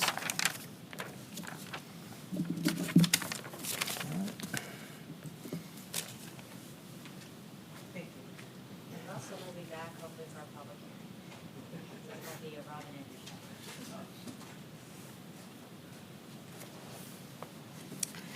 So this request is to vacate or close an alleyway for a new commercial development. It's located east of Church Street between 27th and 26th Streets. As you can see, either side of the alleyway proposed to be closed is Zone CC Community Commercial.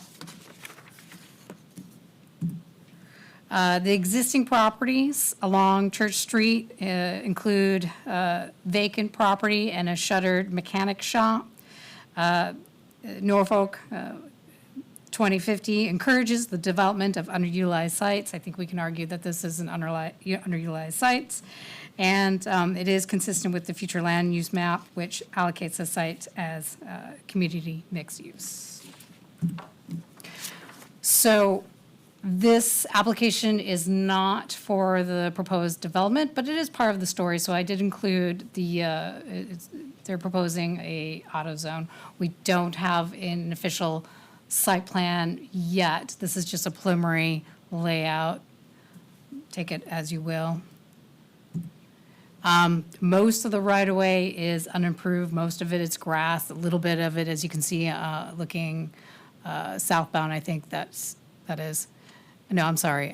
Northbound is a little bit paved and apparently used by the Meineke, but most of it is unimproved. There are no utilities here and no objections from city departments. The closure will not affect surrounding development or traffic, and it is supported by the Civic League. Any questions? Great.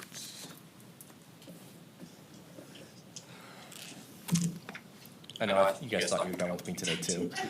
St. Paul's Protestant Episcopal Church for a development certificate at 201 St. Paul's Boulevard. This is on the northwest corner of East City Hall Avenue and St. Paul's Boulevard. It's currently looking specifically at the parking lot at the historic church. The church is downtown's only pre-Revolutionary War structure, and the proposal is to add solar canopies to the existing parking lot islands. I'm actually going to turn things over to Elizabeth right now to go over some of the design review recommendations, and then we'll jump back to the rest of the CPC items.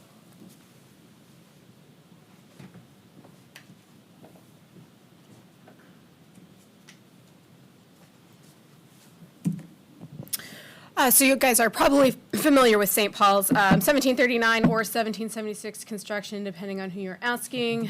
I have several pictures of the site for context. So the parking lot is on the western edge of the parcel, essentially the western half of the parcel. This is looking from the drive around MacArthur Center Mall towards the church. Where the solar canopy will be located is in the median strip of the parking lot itself. So this is the general location of it. There are 7 existing trees that would need to be removed, and there's some existing light poles that will need to be removed. That sounds like a lot, but this is actually the most wooded parcel in downtown. And there are still, I think it's over 20 trees on the site in total. None of the trees along the outside edge of the parking lot are being affected, none of the evergreens in the church itself. It's these 7 trees that are probably the same age as the mall. So they're, they're established, but they're not heritage trees, shall we say. The canopy itself is from Lumos. It's part of their Solarscapes line. It's a modular type of system that they have. Comes in several different roof shapes. The one that the applicant is requesting is a butterfly roof like this, so it's a very contemporary design. And just a few more photos for context. So this is from the parking garage on the north end looking towards the parking lot. So you can see the modern addition on the rectory building, but from here you really can't see the church. That's where you would see the canopy, is right kind of in the center. The photo on the right, that is looking at the edge of East City Hall by the church, looking back towards MacArthur Center. So again, that center strip is where the canopy would be located. This again is looking east from the center mall. There is kind of that berm there. So the intention of these photos is to show just how different parts of the property look. But the biggest takeaway for Architectural Review Board is that, for the most part, the actual church itself is very heavily screened. So there was not a lot of concern from their perspective of having a very modern structure that close to the church because there is so much visual separation. And when you look at it from East City Hall, they almost look like 2 separate parcels anyway. So looking at it from that perspective, they did not have concerns about interaction of the 2 designs. The product comes in over 50 different shades of color. The applicant had initially been proposing white. During conversation with the ARB on Monday, one of the recommended conditions from Architectural Review Board is that the facility actually be a dark color, so a dark brown, a black, a dark green. That will cause it to blend in more with the site and not stand out as much. There are also LED lighting on the underside of the roof. So while the lamp posts will be removed from the parking lot, they will be replaced with LED lighting, so it still will be lit from that safety concern and just access and use of the parking lot when it is dark out. This is an example of the type of facility that they are looking for. This is the canopy in the butterfly roof shape. This is installed somewhere in Florida. The scale of this is larger than what they are proposing. The applicant, the plan that they have is to have an 8-foot tall post. So at the narrowest point, it'll only be about between 8 and 10 feet, and the outside edge will be about 14 feet. For comparison, the lamp posts that are out there are about that same height. And the extent of the canopy roof will not project beyond the length of the parking space. So it's not going to come out and cover the entire parking lot itself. On Monday, the board voted with a unanimous vote to recommend approval to you all with a few conditions. One being that low plantings that can tolerate the condition of being under the canopy be put in the median. There was just concern about having just a mulch bed that then just erodes over time. Should the canopy ever be removed, that area be replanted with trees? And again, that condition I mentioned earlier about the color being dark, presumably a dark green, but they didn't stipulate that specific shade. There was a letter of concern that was received from Downtown Norfolk Council. They expressed concern about the design of the canopy as it contrasts with the historic church. They were concerned about impacts to viewshed. And they also expressed concern about the potential redevelopment of the MacArthur Center and not knowing exactly what will be there and what potential interactions there might be with the solar canopy. There was a letter of support that was received from a member of the public who was very much in favor of this for the green energy component.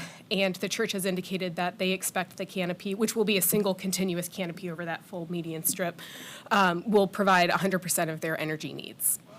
Yeah. Questions from the ARB?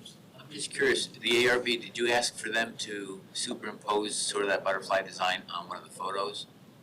Yeah, we were trying to get, we requested renderings to kind of see how it looks, and they were still, they didn't have that readily available. It wouldn't take much for them to just take a picture, looking down through the parking lot, sketching the butterfly being in there. Because the examples were just huge, and that was the initial concern. It was like, well, Or just for an airport or something. Right. Yeah. So that part, I'm not sure if they'll be coming back. So I have forwarded that request for some type of thing, something that can demonstrate what it will look like in scale on site. Just sketch something Right. in there so they have a scale of it. Yeah. This is nice, but it's scary because it looks like it's right. Huge. Yeah, we was doing an exercise for like 15, 20 minutes of upstairs of looking at the front door. And then like that's 8 feet, and then we look at the ceiling, like it was gonna look like that across. So funny that wasn't on video, that discussion. But yeah, that was requested. And then since DNC brought it up, I asked if they had any updates on MacArthur Mall, since they thought it was gonna be a concern of what was gonna be brought up. Of course, they had nothing to provide with that, but so we just kind of supported it. We didn't want to hold up the church, concerned about what's going to happen with the mall. Maybe the mall needs to conform. Conform to the new butterfly lighting. Okay. Any other questions? Thank you.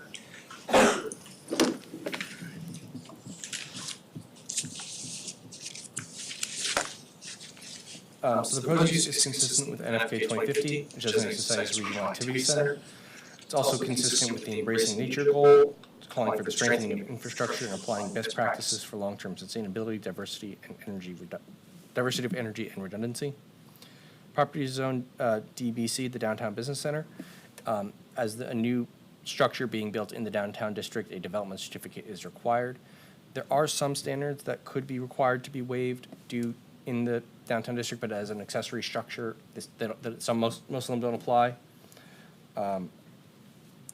It's not changing the parking layout, it's not affecting the transparency of the building, and it's not affecting where the principal structure is relative to the property line. So those are the things that could be waived in downtown through the development certificate process, but they shouldn't be requesting any waivers. Any questions?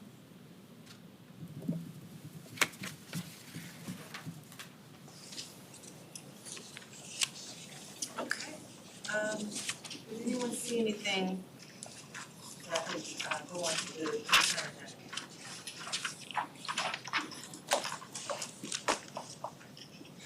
I was thinking the ARB. What about the short term that was a?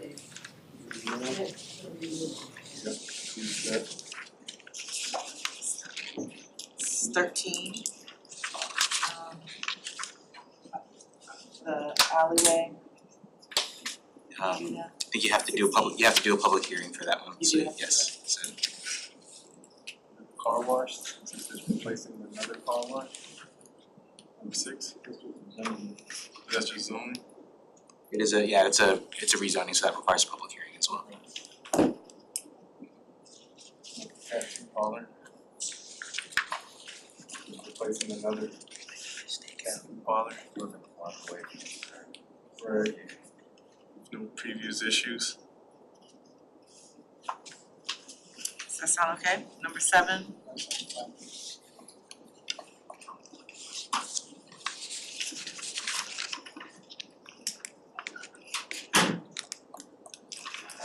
So it looks like 1, 7, 13.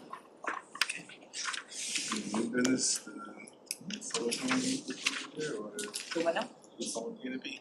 It can if you choose.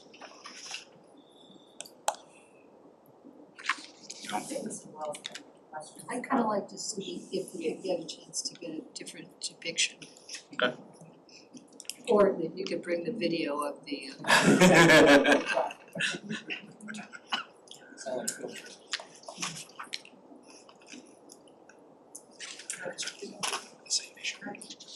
Regarding the agenda as well, Madam Chair, we'll probably request for you at the beginning of the meeting to shift the short-term rental discussion to the end of the agenda, so that we can get this taken care of. Yeah.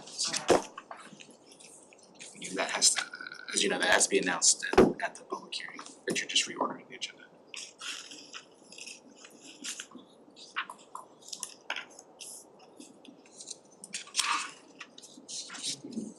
Better for the attendees if they move maybe at the end, so they don't have to come. We will, we can inform them, we'll let them know that it'll be shifted, but as of now, because of the procedures for the commission, we have to put the text amendments at the top. So, but it can get reordered at the hearing, but we'll let the folks know. We have the frequent flyers that are already contacting us, we'll just let them know it's getting shifted to the agenda. But if they want to speak, they'll have to sign up. Correct, they'll still have to before, sign up. So, yeah, and I'd hate to them to show up and not be able to speak. Okay. Director's comments. Thank you, Madam Chair. Had 3 items that went to the City Council this past week from your last agenda, all on the consent agenda. So Nellie's Brine and Grind, the non-conforming use expansion for Herbert Potts, which is the expansion for the kitchen for the 4-unit building in the single-family district, and the Burger King were all approved on consent. Director's comments. No, ma'am. Commissioners, any commissioner comments? I've got just a question on one of the apps that has a charitable community. Now that we've, so those permits obviously don't need to come through us for those, but how they're associated with a place that serves alcohol right next door, I know is a little slippery, so. It is. That's why we're being very clear. It's getting squared away with the conditions as well. State law carves out, just if it's okay, Madam Chair, I'll kind of take a moment to explain, carves out the ability for nonprofits to have the ability to have charitable gaming to raise money for the nonprofit that they support. It's a limited permit that's approved by the state. It may be odd. I think it's like VDAX. But they have the opportunity to essentially use, which look like slot machines, but they're digital pull tab machines to raise money. And so that is a separate use, and so we were very clear with them that it had to be a separate use from the restaurant, or else it becomes a use that we don't define in the zoning ordinance. Which is why when Rob did the presentation, we wanted to assure that they had access from the outside as well, so that there weren't conflicting hours of operation. Mr. Sharp went out to the site when they first opened because we weren't sure if it was allowed or not, and so they had access from the front door. That changed when staff went back out for the restaurant, so we're trying to make sure to get that squared away. But they do need to operate as separate businesses.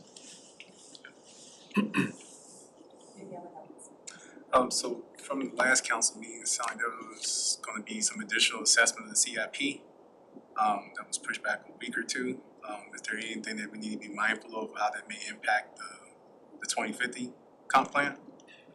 I'm unsure. So the public comment that came talked about disparity in the CIP observed by the citizens, where there appeared to not be enough focus or allocation to the east side of the city. That was a lot of the discussion that happened. It was continued by the council to next Tuesday to try to see if there's another look that they can take to try to find other monies to reallocate.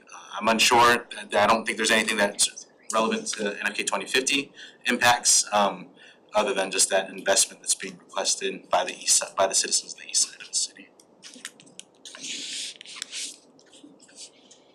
Any other comments? Hearing none, I think we are adjourned.